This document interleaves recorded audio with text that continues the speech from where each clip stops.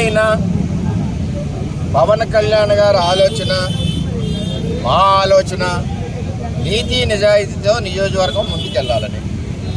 అక్రమ పనులు ఏ పార్టీ చేసినా, తెలుగుదేశం పార్టీ అవ్వచ్చు, జనసేన అవ్వచ్చు, బీజేపీ అవ్వచ్చు, వాటిని ఎక్కడికక్కడ అడ్డుకట్ట వేసే విధంగా కూటమి ప్రభుత్వం పనిచేస్తుంది. నీతి నిజాయితీతో ముందుకెళ్తే ఎవరికి ఏ విధమైన ఇబ్బంది లేదు. రైతుకి అండగా ఎప్పుడు కూడా ఈ ప్రభుత్వం ఉంటుంది. చంద్రబాబు, పవన్ కళ్యాణ్, మోడీ గారు మొత్తం ముగ్గురు కలయిక ఈ రాష్ట్ర ప్రజలు అత్యధిక సీట్లు ఇచ్చి గౌరవించి నమ్మకం పెట్టారు. అందులో భాగంగానే సంవత్సరం పూర్తి చేసుకున్న సందర్భంగా కూటమి ప్రభుత్వానికి పిఠాపురంలో వేల మంది విజయోత్సవ ర్యాలీ చేశాం. చంద్రబాబు నాయుడు గారు ఈ సంవత్సరంలో 70% హామీలను నెరవేర్చారు. ఇదే జగన్మోహన్ రెడ్డి 10% హామీలే నెరవేర్చారు. సూపర్ 6 ఏదైతే ఉందో ఉచిత గ్యాస్ సిలిండర్లు ఇచ్చాం, 2వ విడత ప్రారంభమవుతుంది, 90 లక్షల చిల్లర ఇచ్చాం. అలాగే తల్లికి వందనం 8,725 కోట్లు పడుతున్నాయి ఈరోజే. అలాగే ఉచిత బస్సు ప్రయాణం ఆగస్టు 15 నుంచి ఇస్తున్నామని ప్రకటన చేశారు ముఖ్యమంత్రి గారు చంద్రబాబు గారు. అలాగే అన్నదాత సుఖీభవ మరి జూలై 20వ తారీఖు నుంచి ఇస్తామని ప్రకటన చేశారు. ఇవన్నీ కూడా ఆడబిడ్డని ఇది ఒకటే ఎక్సర్సైజ్ అవుతుంది. రిమైనింగ్ అన్నీ కూడా పూర్తి చేశారు. ఎవరన్నా చేయగలరా?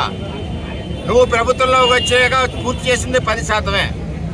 ఈవేళ 925 లక్షల కోట్ల రూపాయలు ఈవేళ ఇన్వెస్ట్మెంట్ లోకేష్ గారు తీసుకొచ్చారు.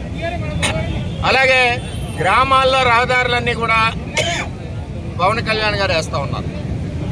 కూటమి ప్రభుత్వంలో ఈవేళ బ్రహ్మాండంగా ముందుకు పరిగెడుతూ ఉంది. ఈవేళ లోకేష్ గారి ఆధ్వర్యంలో తల్లికి వందనం 8,725 కోట్ల రూపాయలు పట్టడం జరిగింది. మొత్తం అభివృద్ధి అంతా కూడా కూటమిలో ఉన్న 3 పార్టీలకు సంబంధించి. ఈవేళ నేను జగన్మోహన్ రెడ్డిని అడుగుతున్నా, పోలవరాన్ని ఎందుకు నాశనం చేశావు?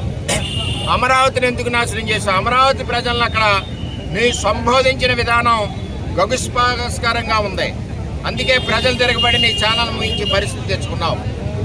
పోలవరాన్ని పాడు చేసిన పోలవరాన్ని చంద్రబాబు నాయుడు గారు 12,500 కోట్లు తెచ్చి పునర్నిర్మాణం మొదలెట్టారు.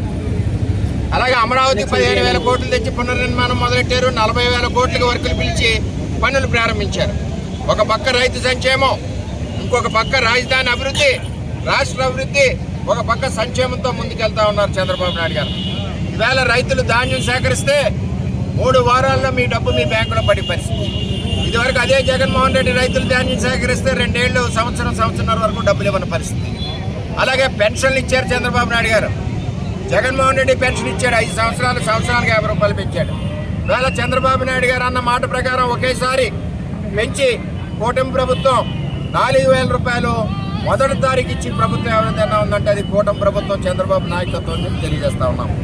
అలాగే విద్యారంగంలో ఎక్కడికెక్కడ ఇవాళ మోడల్ స్కూల్స్ పెట్టి లోకేష్ గారు ముందుకు తీసుకెళ్తా ఉన్నారు. ఇక్కడ తెలుగుదేశం, జనసేన, బీజేపీ 3 పార్టీలు కలిసి ఈ రాష్ట్రాన్ని అభివృద్ధి పదంలో తీసుకెళ్తా ఉన్నారు.